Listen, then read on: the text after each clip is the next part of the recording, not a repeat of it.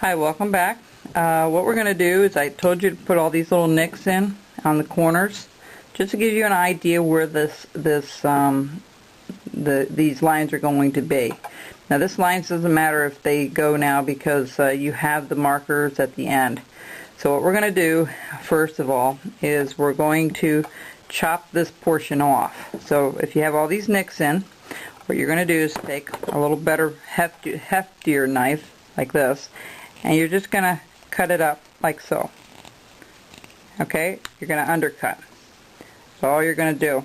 Okay, now we've got to put our other lines in to the back, so we're going to do this line.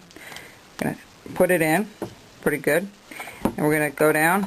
If you have a table, it works a little better too. You can put a little more pressure on it without worrying about cutting yourself. And then you're going to undercut this one. So, okay. Just going to undercut, and then we're going to follow this line out. This takes a little precision work. You know, if you like doing anything like chip carving, you'll like doing this because you really have to be kind of very particular, very detailed. Okay, so what I'm going to do is I'm going to just undercut that. All right. And I'm going to do my last one in the front here. And what you're going to do after you cut this off, you can do this on a bandsaw too, but I'm doing it with in mind that you're going to do all this by hand. You can cut this up on a bandsaw just to slice it, be a little easier. I've done that already, as you see here with this one. This was really going to be a short guy with a real big top of the chimney. And then I was going to do his body out of here, as you can see, and a real short face, like his head sticking out, similar to this. But you can go on a bandsaw, cut each one out. But I didn't do that with all of them. This one's about the same size, just a little bit of an undercut. Most of them are like this one here. But okay, so what you're going to do is you're going to just trim some of that off. See how we have these markers now? We don't have to worry about where those markers are going to be. Okay, that's one side. And we're going to try to do, because the bricks aren't always even either, if you look at it. My brother-in-law is a bricklayer up in Canada, and I can tell you, you know, that gives it a little bit of a consistency like their bricks, because there's different textures on the bricks and stuff. So I kind of studied his fireplace last time I was up there. So just to give you an idea. See, our nicks are there, and if they disappear a little bit, just go back and put a new line in, just like that. Alright, so we're going to do all four sides like that. Alright. And then we're going to do the front. See, I still see it, so I'm going to go back and just do that a little bit deeper again, the front a little deeper. And we're going to trim this off. And now you may have to turn your wood the other way to do this. You know, you may have to come up this way if the grain is running the opposite way. See how we already have that looking like it's underneath that? That's exactly the look we want. Alright, so just take your time.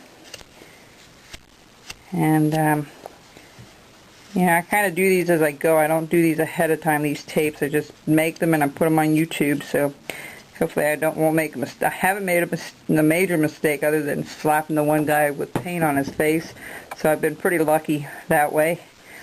So what you want to do is go back and make sure everything's pretty well flat, you know, and even all the way around.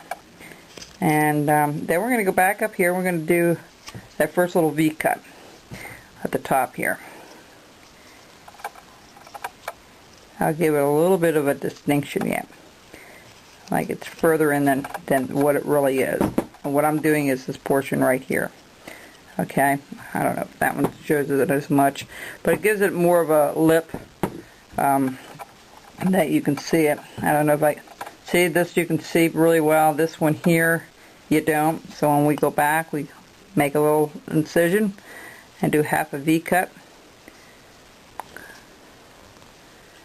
just like so. And then go back and cut it out until it comes out.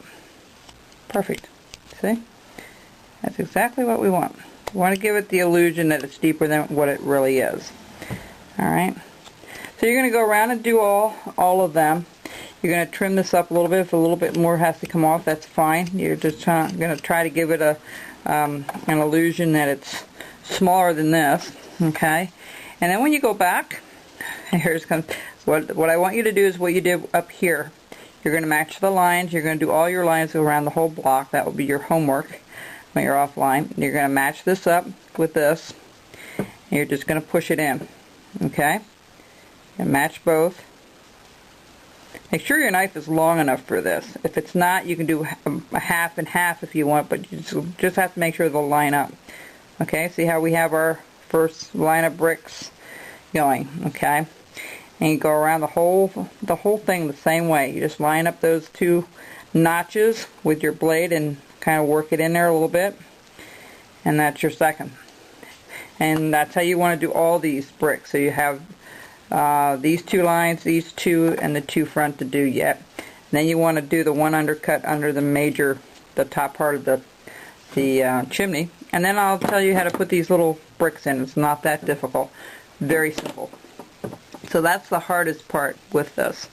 Okay, and I hope you enjoyed that part of it. That's kind of fun since we were doing nothing but round things. It's nice to do some precision work for a while. And what I'll do is when I come back, we'll start on the arms and the top part of the body.